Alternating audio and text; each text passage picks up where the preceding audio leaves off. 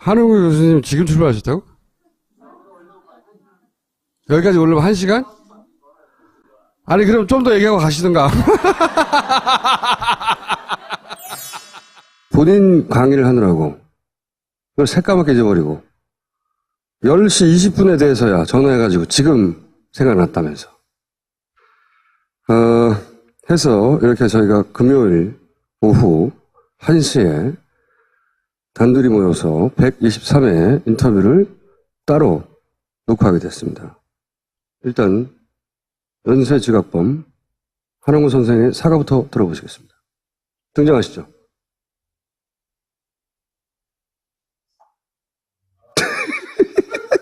아니, 청취자를 보고 사과하셔야죠. 네. 네, 한웅구 선생님의 순서를 기다리다가 쓰러져간 수많은 방청객들에게. 자, 그러면 앞으로, 파파이스에서 호출할 경우에, 네.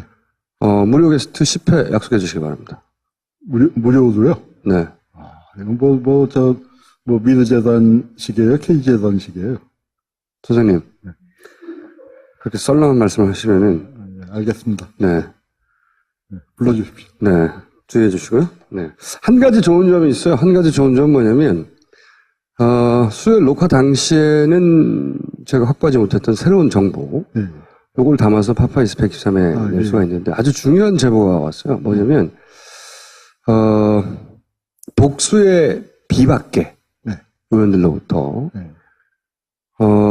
자신이, 모 기관으로부터 온 두 사람에게 원래 탄핵 찬성하던 비박측 인사였는데, 탄핵 반대해라. 네. 함께 가자. 네. 라고 하는 압박을 받았다. 네. 그래서 구체적으로 어떤 기관이냐. 네. 말할 수 없다. 네. 어떤 종류의, 무슨 말을 하며 압박을 했느냐. 네. 어떤 약점을 잡았느냐. 그것도 말해줄 수 없다. 네. 굉장히 중요한, 사실은 왜 비박계가 한순간에 네. 탄핵 찬생대회에서 이탈했는지를 네. 추정해 볼 수 있는 네. 그런데 아니나 다를까 또 다른 비박계로부터 네. 거의 유사한 제보를 받았어요. 네. 네. 내가 드러낼 수 없기 때문에 네. 어떤 사람이 와서 구체적으로 어떤 말을 했는지는 내가 말해줄 수 없으나 네. 그러나 포기해라 라고 하는 협박을 받은 것은 사실이다. 네.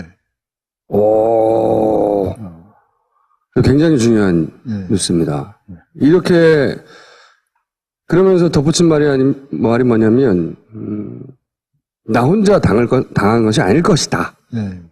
나 혼자 당한 것이 아닐 것이다. 생각해보면 왜 이정현 대표가 네. 갑자기 이런 말을 했어요. 탄핵이 통과되면 내 손에 장을 지지겠다.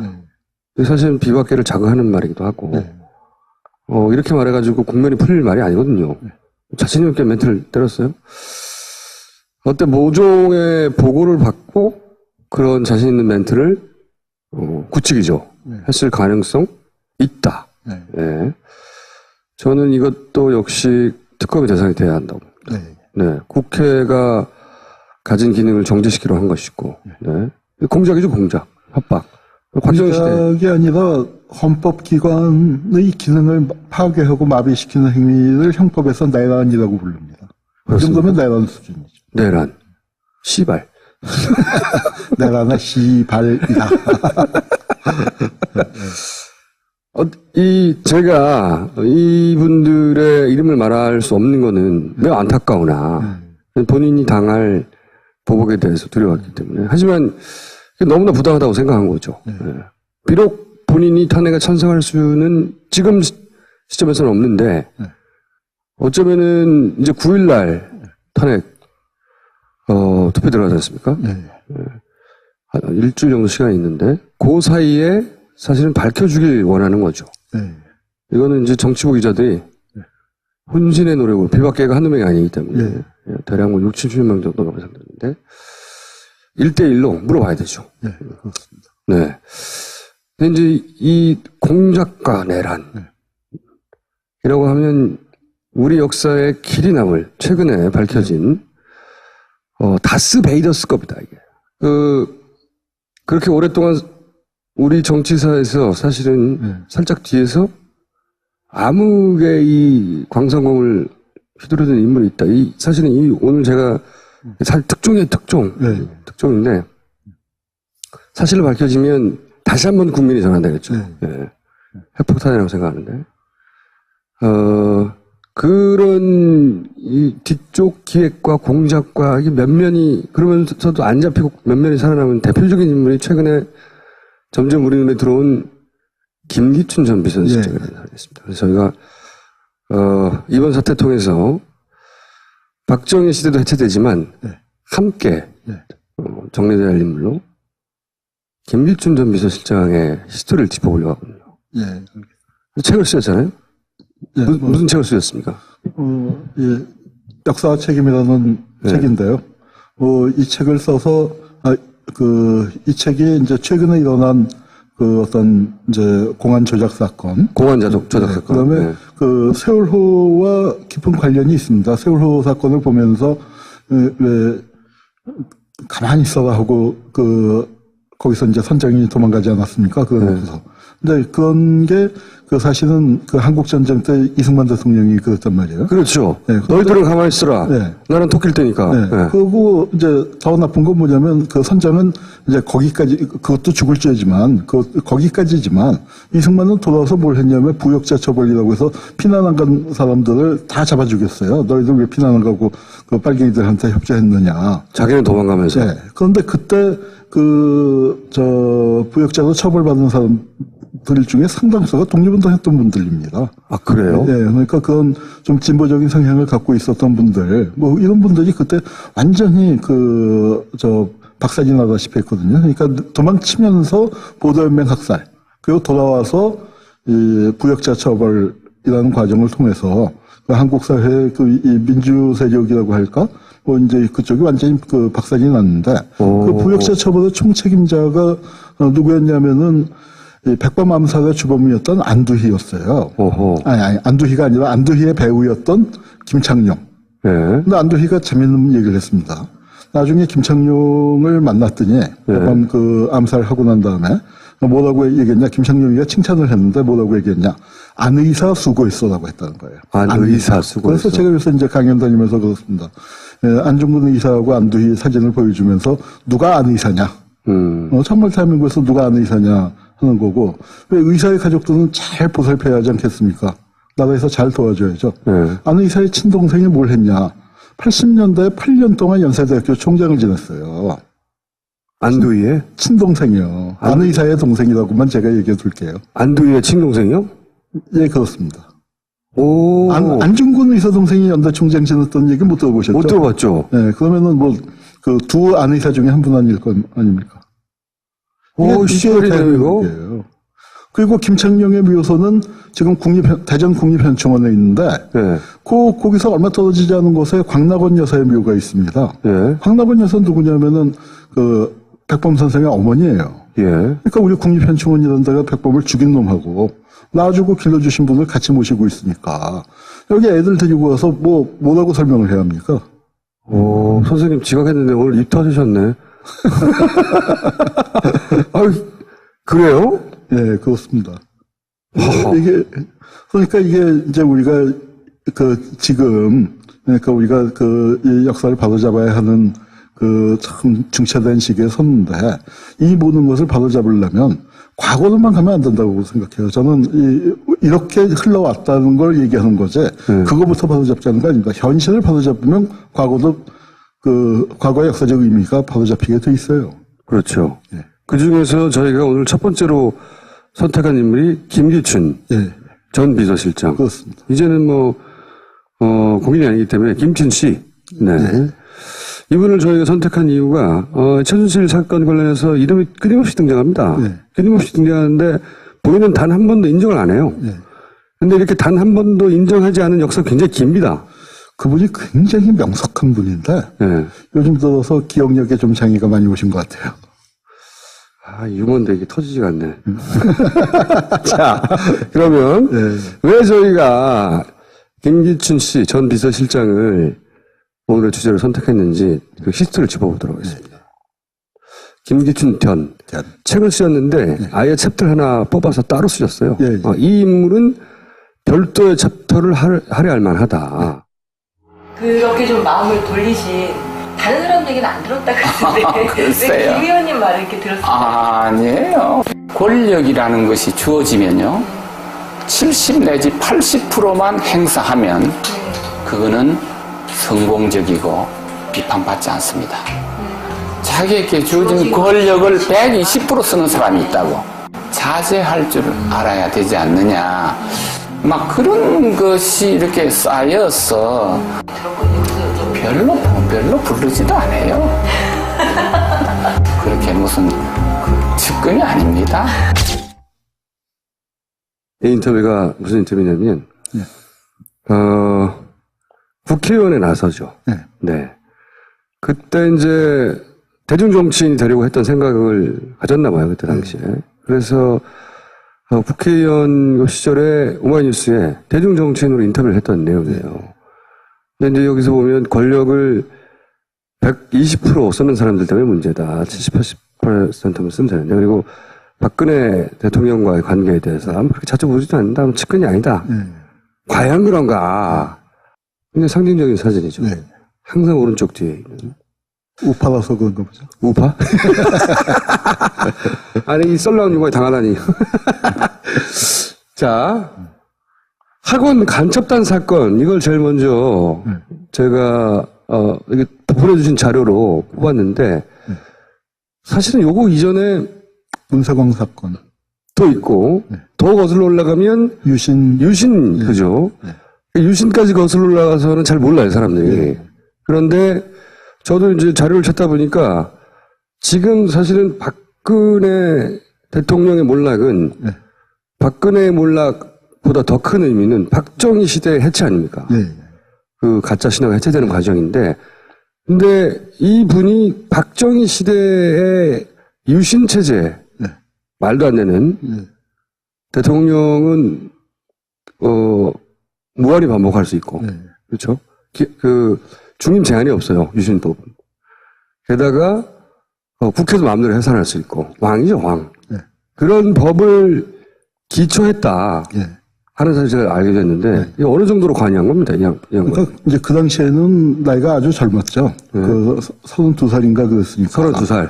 그런데 그 유신이라는 작업에 전부 관여한 사람이 뭐 몇 명 안 되는 극비 작업입니다. 극비 작업입니다. 극비 작업인데 그 안에 포함이 됐다는 게 중요한 거죠. 그러니까 유신의 기획자는 분명히 이제 박정희나 더 위에 박정희 이후락 뭐 신직수 같은 사람이 했는데 신직수의 그 아주 그 총회하는 부하로서 신직수의 총회는 보였다. 그 유신 헌법을 만드는 실무 작업. 그 법률가로서 그 실무 작업을 담당했고 그런 것들이 유신 정권의 어떤 출발부터 핵심으로 진입을 했기 때문에 유신 정권 내내 그 이 유신 정권의 버팀목이 결국은 이제 그 중앙정보부였는데 중앙정보부에서 가장 큰 기관이 대공수사국입니다. 그 대공수사국장을 유신 7년 동안에 4년 반을 했어요. 7년 후에 4년 반을. 그리고 또 그 기간이 그 안타깝게도 우리나라에서 조작 간첩 사건이 제일 많이 만들어진 시기입니다. 공작의 시초예요, 사실상. 그렇죠. 이제 그 전까지는 60년대까지만 하더라도 간첩이 진짜 북에서 많이 내려왔기 때문에 별로 조작할 필요가 없었는데 70년대 들어오니까 그 한국 전쟁 때 월북한 사람들이 한 20년 지나니까 너무 어려버려해져 갖고 이 남쪽 상황에 적응을 못해요. 보내는 족족 잡힙니다. 그러니까 이제 북에서 간첩을 안 내려보냈거든요. 간첩을 안 내려보내면은 한국 안보에는 굉장히 도움이 되는 건데 간첩 잡는 사람들은 잡 시큐리티에 이제 큰 빨간불이 생기니까 그때부터 김기춘이 저 대공수사국장으로 있으면서 간첩 잡는 그 기관을 다 보안사나 뭐 대공경찰이나 거기까지 다 통과를 하는 위치인데 거기서 이제 그 본격적으로 조작 간첩이 만들어지기 시작하는 거죠. 붙잡을 간첩이 없으니까 간첩을 만들어내기 시작한 거지 이게. 그러니까 그래서 이제 그 간첩의 이 원산지 표기가 달라져요. 원산지가. 그전에는 50년대, 60년대는 거의 대부분 메이드 인 노스 코리아였거든요. 네, 북한에서 나온 간첩이었는데, 실제로. 현재 이제 메이드 인 사우스 코리아나 메이드 인 그 재팬이 되죠. 특히 제일동포 유학생들. 셀동포 간첩 사건들이 많이 일어났습니다. 네. 지금, 최근에 서울시 간첩 사건 네, 조작이 지금 그거는 이제 메이드 인 차이나. 그 그렇죠. 원산지 표기가 그거의 원조죠. 네. 이 조작 간첩 사건의 원조 공장장이라고 할 수 있습니다. 원조 공장이죠. 그 간첩 조작단, 예. 간첩 조작 공작의 그 시발이 원조가 이 70년대, 예. 지금의 국정원이죠. 네. 네. 중정이었는데, 그때 당시 그 간첩을 담당하는 책임자가 대공수사국. 네, 국장. 그 안보수사조정권이라는 게 있어서 그런 그 간첩 잡는 업무를 하는 다른 기관들, 그 보안사나 대공경찰을 통제할 수가 있었습니다. 그러니까 간첩 잡는 데 총책임자였다고 할 수 있고, 이 사건은 김기춘이 직접 발표했는데요.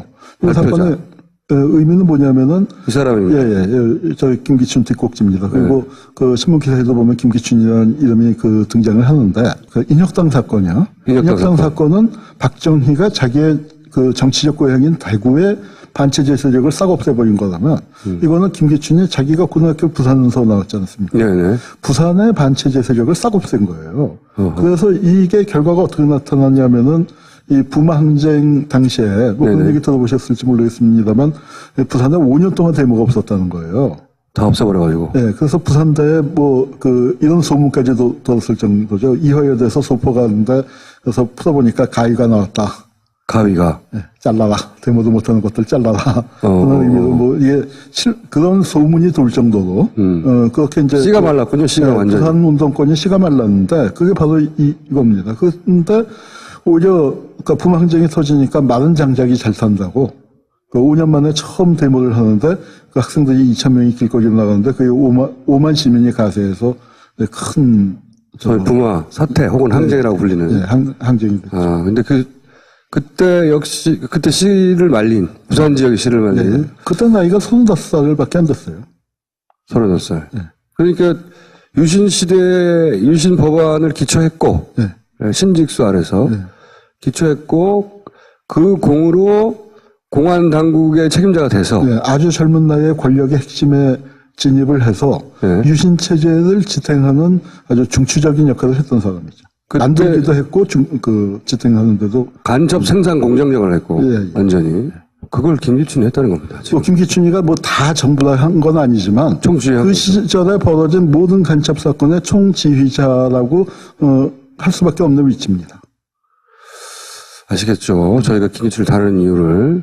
그렇게 해서 학생 때문에 이제 간첩이 조정했다. 소위 이제 요새 첩보는 간첩이 조정했다, 예. 정보 세력이 한다랑 똑같은. 예, 그 시위는 다 간첩이 조정하고 종북이다. 이게 여기서 출발한 거야 또. 그러니까 이 그게 워딩들이. 공안 세력의 세계관이에요. 네. 왜냐하면은 저들이 대중을 깔보기 때문에 노동자고 어린 학생이고 반대 같은 거 못하는데 저놈들이 우리한테 반대하는 건 다 저 불순분자 간첩들이 조정하는 거다.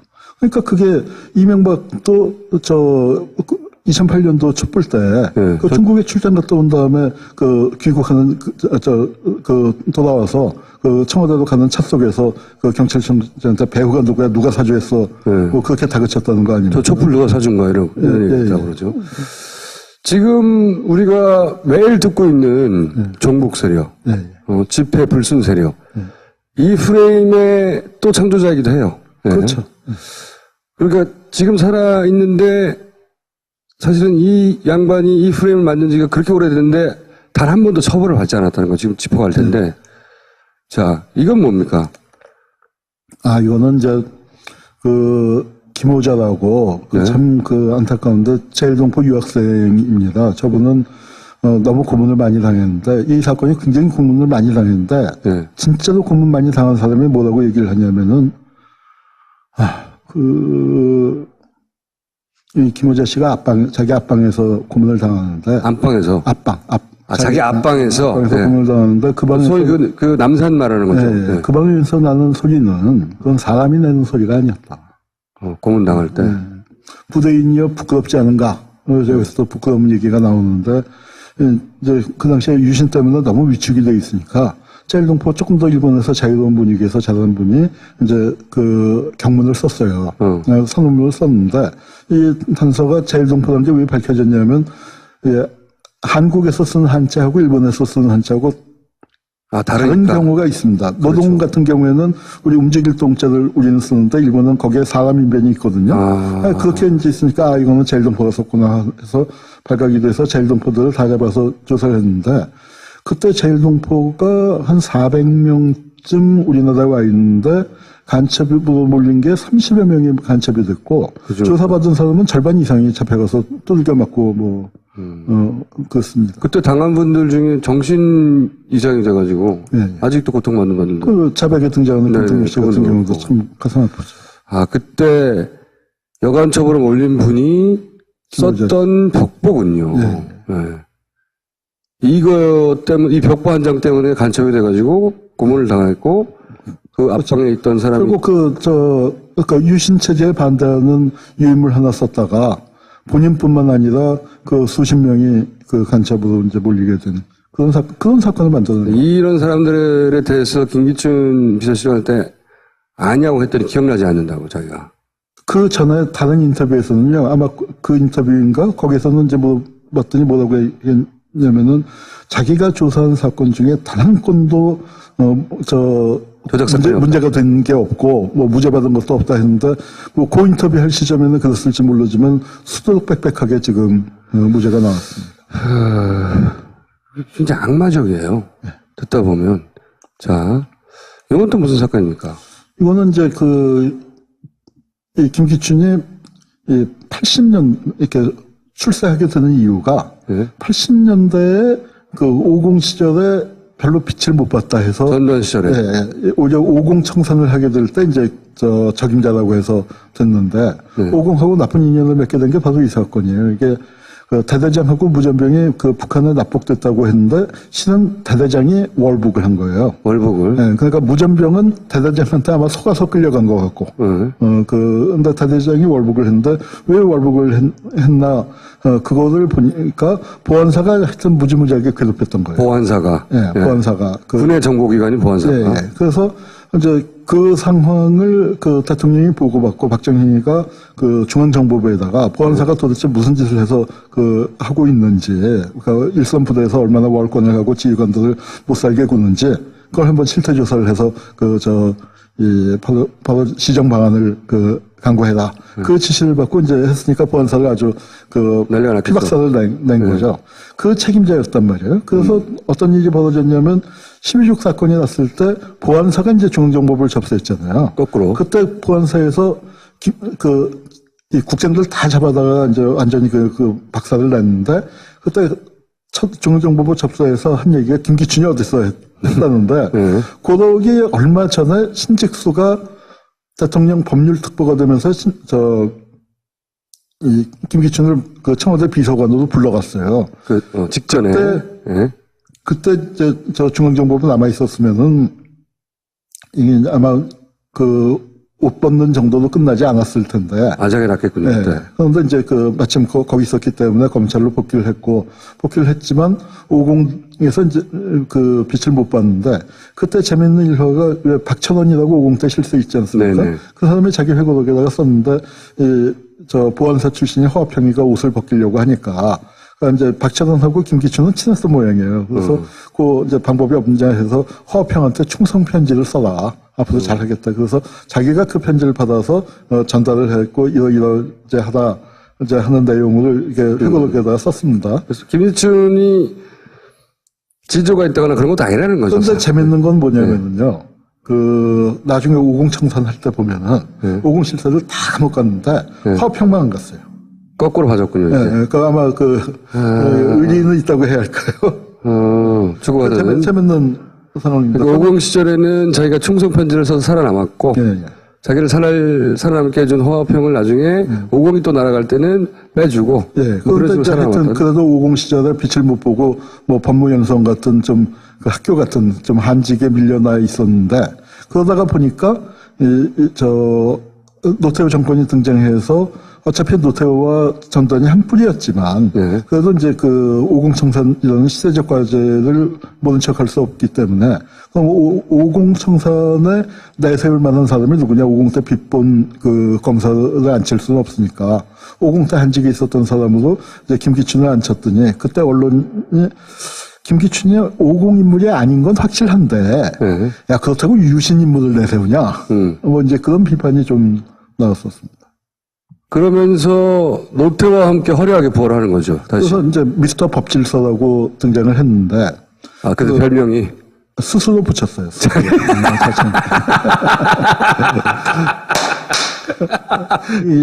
그러면서 법치를 강조하죠. 네. 근데 법치라는 게 그렇습니다.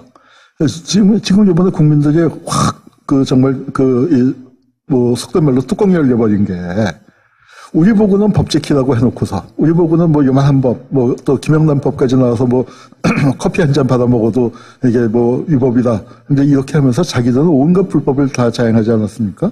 법치란 건 실제 그래요. 그러니까 국민이 법을 지키는 게 아니라 국민의 위임을 받은, 물론 국민들도 법을 지켜야죠. 그런데 훨씬 더 중요한 것은 국민들로부터 위임을 받은 그 권력자들이 법대로 하는가, 법을 지키는가입니다. 그래서 권력을 가진 자가 손가락질하면서 법을 지켜라. 이게 독재예요.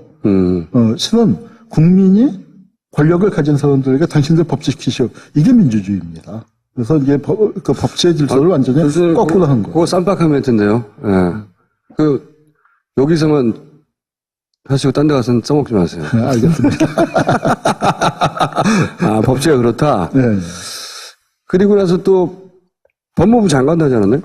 이제 그건 좀 다음인데요. 네. 이제 검찰총장 할 때 얘기를 또 조금 더 해야 하는데 뭐냐면 그때 바로 공안 통치가 시작이 됩니다. 또다시 이제. 네, 그러니까 88 올림픽이 끝나고 88 올림픽 때까지는 참 좋았죠. 자기가 전공이 그거니까요, 공안. 네, 그러다가 이제 올림픽 딱 끝나고 난 다음에 좌익 세력이 그러니까 나라를 어지럽히고 있다 해서 그걸 바로잡는다 해서 한편으로는 범죄와의 전쟁, 또 한편으로는 공안 탄압, 이제 그렇게 해서 쫙 몰고 나갔습니다.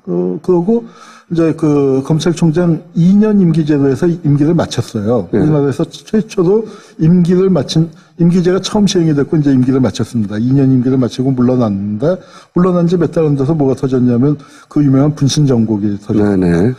맨날 정말 강경대라는 명지 대학생이 경찰의 진압봉에 맞아서 숨을 거뒀고, 거기에 대해서 분노한 학생들이 항의하면서 아주 절박한 마음에 참 그러면 안 되는데 연이어 분신을 했어요. 한 걸로 이제 분신. 저도 기억납니다. 사태가 이제 벌어져서. 하도 답답하니까. 네. 그때는 SNS도 없고요. 그러니까요. 네, 그래서 그렇게 됐는데, 그러니까 정권에 흔들흔들하는 위기였어요. 그 분신정국이 사람들한테 굉장히 큰 자극이 되고, 광주 같은 데서 20만 명 모이고. 20만 명. 네. 그때 당시는 어마어마한 규모의 인원이거든요. 그러니까 20만 명 모였다는 그 신문기사 밑에 이제 법무장관으로 김기춘이가 물망에 오른다 하는 기사가 나옵니다. 그리고 이제 그 시점에 투입이 됐는데, 그때가 뭐냐면은 이제 검찰에서 어떤 걸 만들었냐면은 유서 대필 사건이라는 걸 만들었습니다. 강용대. 네, 강기훈. 강기훈 참. 네, 김기설이라는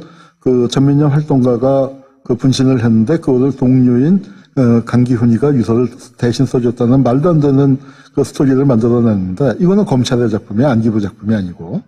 안기부는 그때 민주화라고 해서 뒤로 좀 물러나 있었고, 검찰 출신들이 대통령 빼놓고는 좋은 자리 다 있었다고 보면 됩니다. 그때는. 안기부장, 비서실장, 민정수석, 사정수석, 법무장관 해서 힘쓰는 자리에 죄다 검찰 출신들이 있었는데, 이걸로 밀고 나가자 해놓고, 그거에 야전사령관 격인 법무장관으로 김기춘을 앉힌 거예요. 그래서 김기춘이 유서 대필 사건의 이제 책임자가 돼서, 그걸 이제 지휘해서 강기훈한테 덮어 씌웠죠.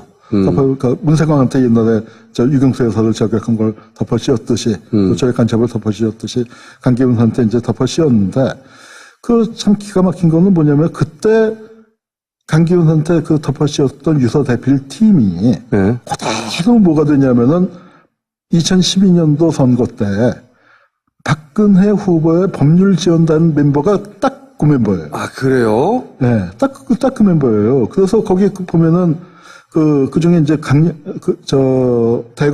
서울지검 강력부장 하던 사람은, 대법관으로 출세했고, 그 다음에 그 중에 이제 검사 중에 한 명이 박근혜 정권의 첫 번째 민정수석인 곽상도입니다. 그러니까 그 팀이 고대하라고 그렇게 갔어요. 그래서 김기춘이 보면은 자기 밑에서 신직수가 김기춘이를 그렇게 계속 키워줬듯이 자기가 수정 노릇을 했던 사람들도 그렇게 저 뒤를 봐주면서 그렇게 세력을 형성을 해온 게 오늘날 지금 이제 이 검찰 내에 그 김기춘 사단이라는 게 뭐 형성된 계기가 아닌가 생각됩니다.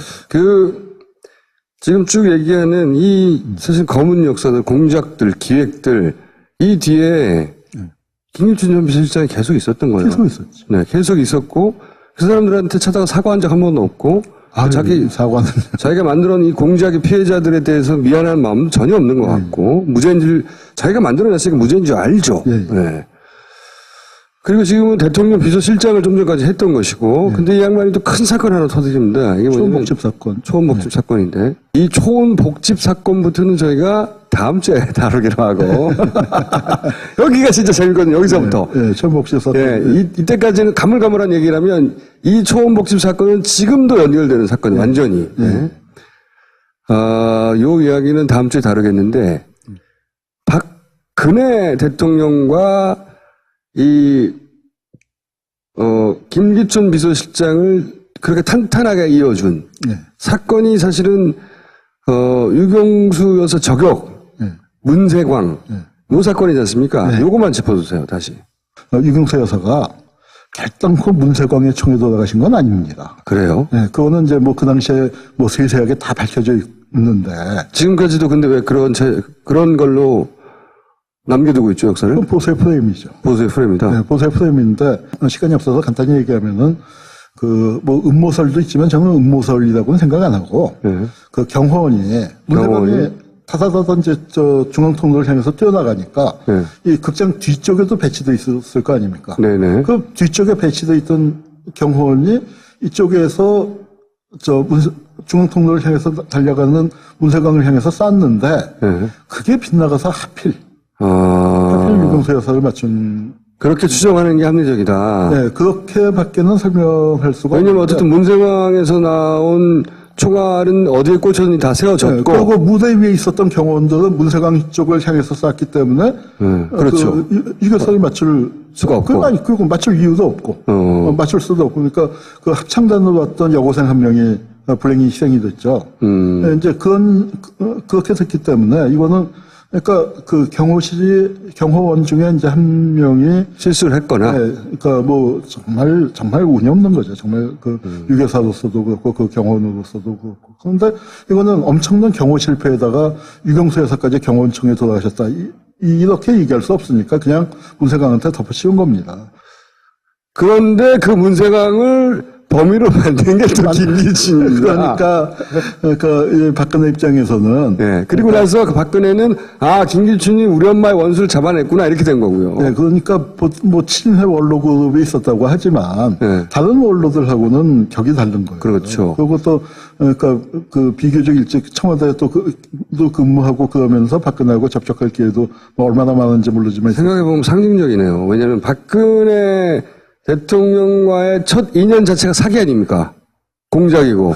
문세광이 아닌데 문세광이 만든 공작으로 사실은 박근혜 당시 영예가 우리 엄마를 저격한 범인을 잡아내준 고마운 은인으로 인식했고, 근데 그 인식은 철저히 공작에 기반한 가짜였고, 이 인연으로 지금까지 오는 건데, 첫 출발부터 가짜였던 거예요. 그리고 가짜를 대통령 보좌하고 있었고. 자, 그러면 초원복집 사건부터 본격적으로 또 아주 드라마가 벌어지는데, 이 사건은 저희가 다음 시간에 직접 팟캐스트 진행할 때 하기로 하고, 오늘 여기까지 하겠습니다. 들고 계신 건 뭡니까? 네, 제가 그 광고 말씀을 좀 드리겠습니다. 늦게 온 주제. 근데 뭐냐면은 김기춘 전을 쓰고 난 다음에 생각했어요. 김기춘이 대표 인물이지만 저런 사람들이 많은데 우리가 잘 몰라요. 그래서 저 사람들의 행적을 정리해야겠다. 그래서 이 공안 세력들을 그 해체시키는 거야말로 이 사람들이 쿠데타하고 이 고문 조작하고 또 거슬러 올라가면 민간인 학살하고 부정선거하고 해서 권력을 지금까지 유지해 왔는데. 무려 40년을. 예. 40년, 이제 한국 70년이죠. 70년 권력을. 김기춘으로부터 시작해서 김기춘은 40년. 예. 네.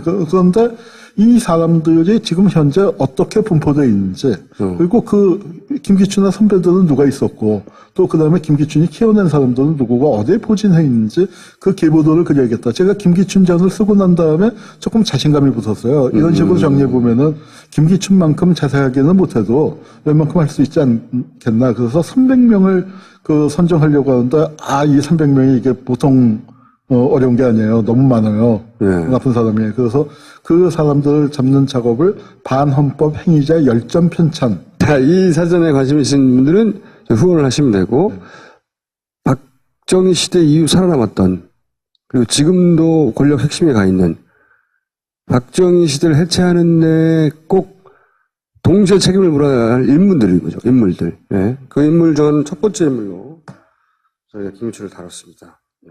기억해 주시고, 이번 특검에서 이 양반을 또 꼭 조사해야 되는데, 제대로 할지 모르겠어요. 저는 검찰의 속성을 볼 때, 자기들이 살아남기 위해서 이번에 김기춘은 칠 것 같아요. 이번에는. 김기춘 개인을 치겠죠. 그래서 저는 윤석열 검사가 오는 걸 보고 희망을 느꼈습니다.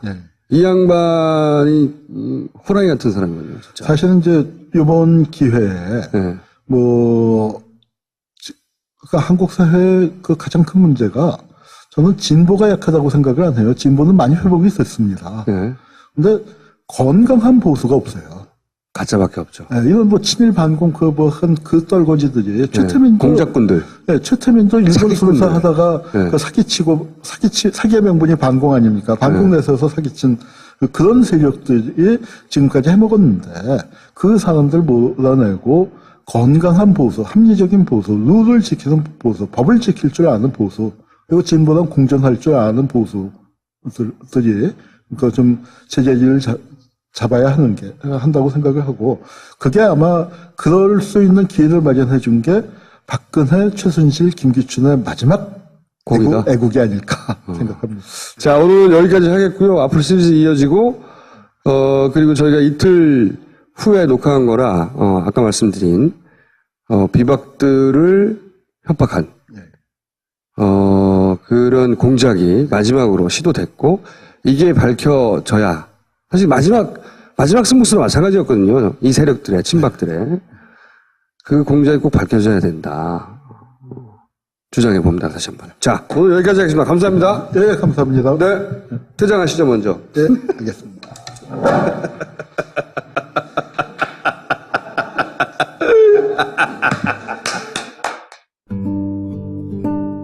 아유, 힘들어. 아유, 늙었다. 저쪽은 못 가는 산하고 이거는 갈 수 있는 산하라는 게 말이 됩니까? 우리가 코리안인데 왜 코리안이라고 그러면서 신라맨으로만 우리를 규정하느냐. 눈물이 나와요. 저 우리 민족의 모습인데.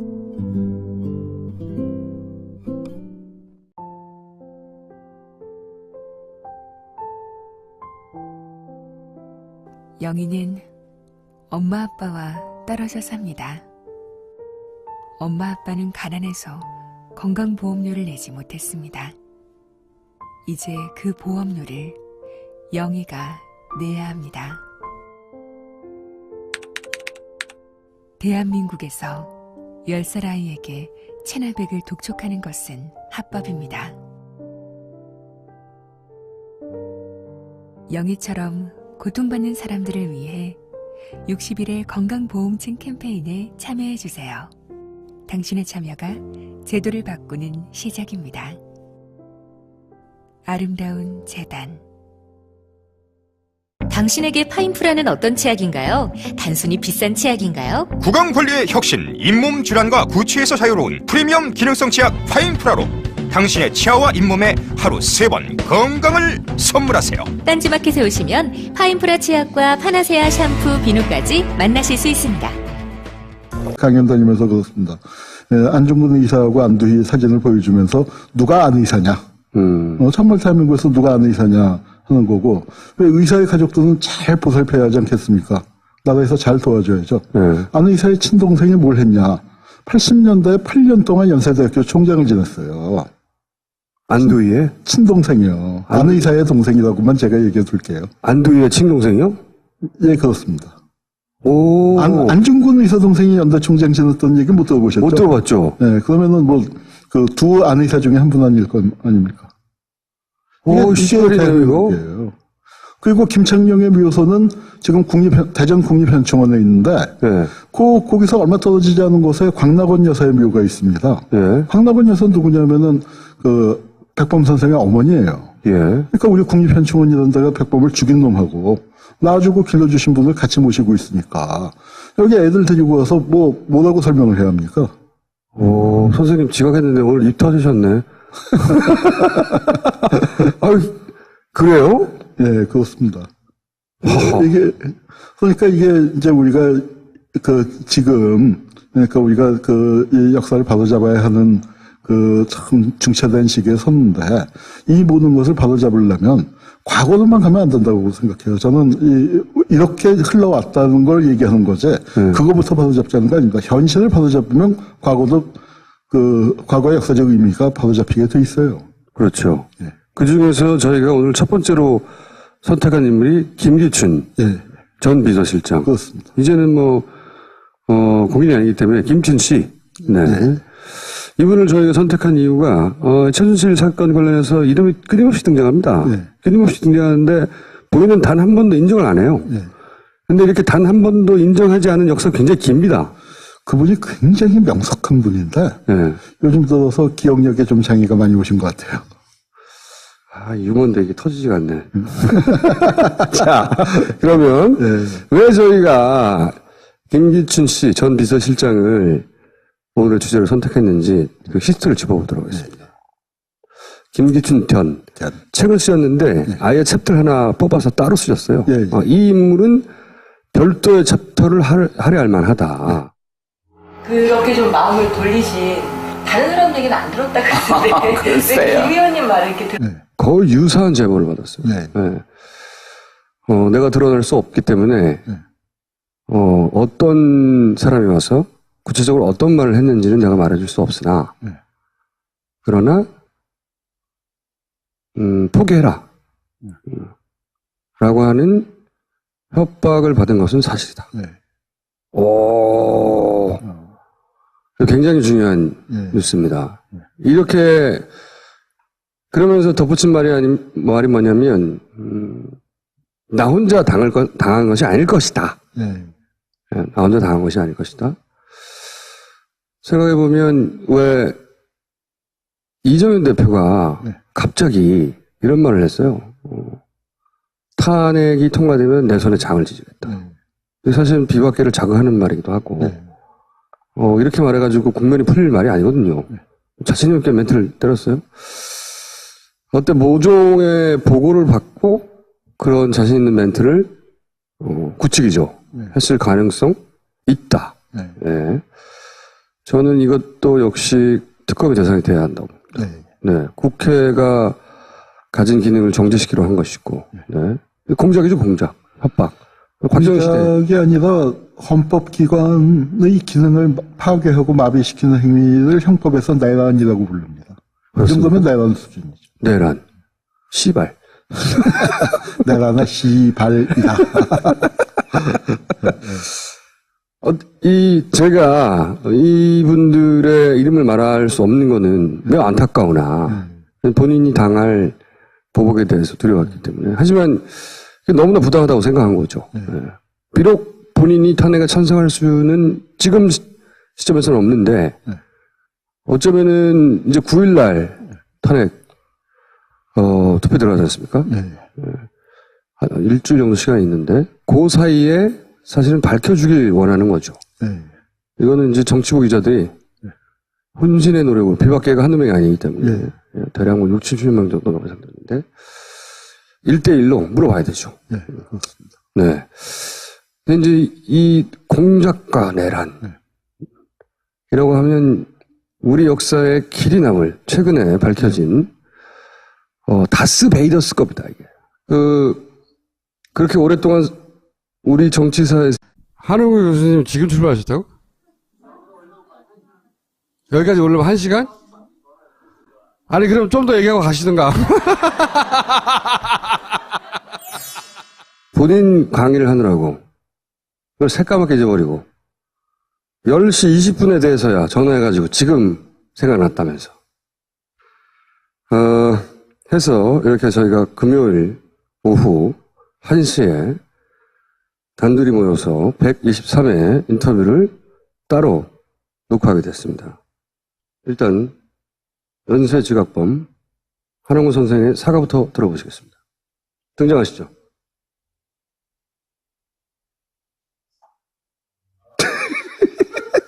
아니, 청취자를 보고 사과하셔야죠. 네. 네, 한홍구 선생님의 순서를 기다리다가 쓰러져가는 수많은 방청객들에게.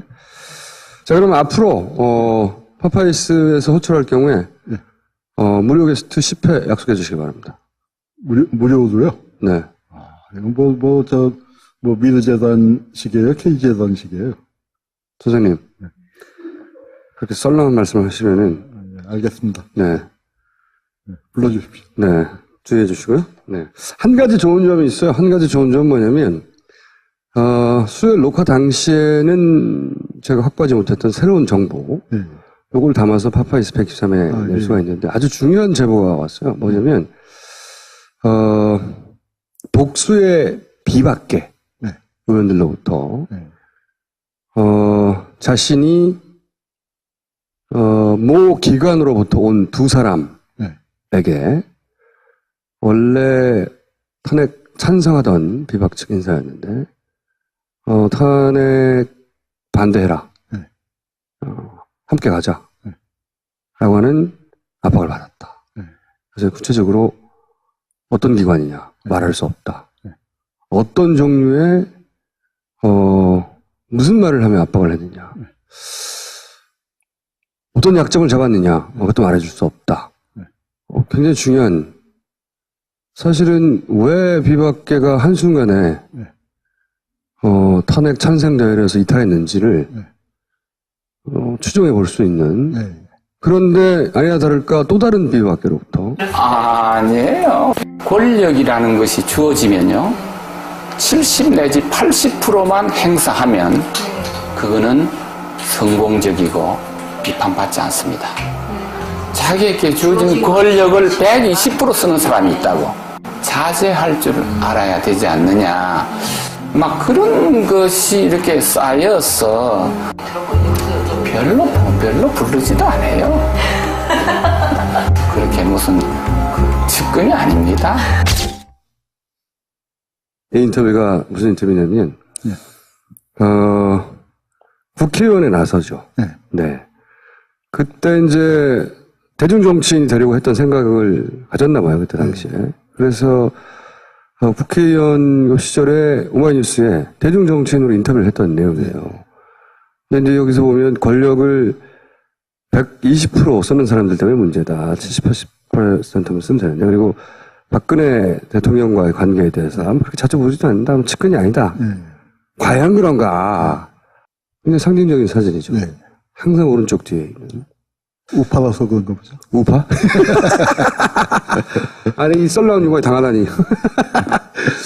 자, 학원 간첩단 사건, 이걸 제일 먼저 제가, 이게 보내주신 자료로 뽑았는데, 사실은 요거 이전에 문세광 사건. 또 있고, 더 거슬러 올라가면, 유신, 그죠? 유신까지 거슬러 올라가서는 잘 몰라요, 사람들이. 그런데, 저도 이제 자료를 찾다 보니까 지금 사실은 박근혜 대통령의 몰락은 박근혜의 몰락보다 더 큰 의미는 박정희 시대의 해체 아닙니까? 그 가짜 신화가 해체되는 과정인데 근데 이 분이 박정희 시대의 유신 체제 말도 안 되는 대통령은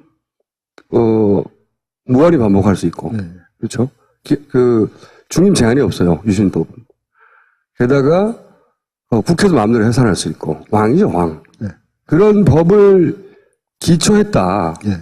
하는 사실을 알게 됐는데 이게 어느 정도로 관여한 겁니다, 이 양반. 그러니까 이제 그 당시에는 나이가 아주 젊었죠. 그 32살인가 그랬으니까. 32살. 예. 그런데 그 유신이라는 작업에 전부 관여한 사람이 뭐 몇 명 안 되는 극비 작업입니다. 극비 작업이다. 네, 극비 그래서 사실은 살짝 뒤에서 암흑의 이 광선공을 휘두르는 인물이 있다. 이 사실은 이 오늘 제가 특종의 특종인데 사실로 밝혀지면 다시 한번 국민이 전환되겠죠. 예. 핵폭탄이라고 생각하는데 그런 이 뒤쪽 기획과 공작과 이게 면면이 그러면서도 안 잡히고 면면이 살아남은 대표적인 인물이 최근에 점점 우리 눈에 들어온 김기춘 전 비서실장이라는 사람이 있습니다. 그래서 저희가 이번 사태 통해서 박정희 시대도 해체되지만 함께 정리될 인물로 김기춘 전 비서실장의 히스토리를 짚어보려고 하거든요. 예. 책을 쓰셨잖아요. 예, 무슨 책을 쓰셨습니까? 예. 역사 책임이라는 책인데요. 이 책을 써서 이 책이 이제 최근에 일어난 그 어떤 이제 공안 조작 사건, 조작 사건. 그다음에 그 세월호와 깊은 관련이 있습니다. 세월호 사건을 보면서 왜 가만히 있어라 하고 거기서 이제 선장이 도망가지 않았습니까? 그러면서. 근데 그런 게 사실은 한국 전쟁 때 이승만 대통령이 그랬단 말이에요. 그렇죠. 네, 너희들은 가만히 있어라. 나는 토끼일 테니까. 그리고 이제 더 나쁜 건 뭐냐면 그 선장은 이제 거기까지, 그것도 죽을 죄지만, 거기까지지만 이승만은 돌아와서 뭘 했냐면 부역자 처벌이라고 해서 피난 안 간 사람들을 다 잡아 죽였어요. 너희들 왜 피난 안 가고 그 빨갱이들한테 협조했느냐. 자기는 도망가면서. 네. 그런데 그때 부역자로 처벌받은 사람들 중에 상당수가 독립운동했던 분들입니다. 아, 그래요? 네. 그러니까 그런 좀 진보적인 성향을 갖고 있었던 분들, 뭐 이런 분들이 그때 완전히 박살이 나다시피 했거든요. 그러니까 도망치면서 보도연맹 학살, 그리고 돌아와서 이 부역자 처벌이라는 과정을 통해서 한국 사회의 이 민주 세력이라고 할까? 뭐 이제 그쪽이 완전히 박살이 났는데 그 부역자 처벌의 총책임자가 누구였냐면은 이 백범 암살의 주범이었던 안두희였어요. 아니 안두희가 아니라 안두희의 배우였던 김창룡. 근데 안두희가 재밌는 얘기를 했습니다. 나중에 김창룡을 만났더니 백범 암살하고 난 다음에 뭐라고 얘기했냐? 김창룡이가 칭찬을 했는데 뭐라고 얘기했냐? 안 의사 수고했어라고 했다는 거예요. 안 의사 수고했어. 그래서 제가 그래서 이제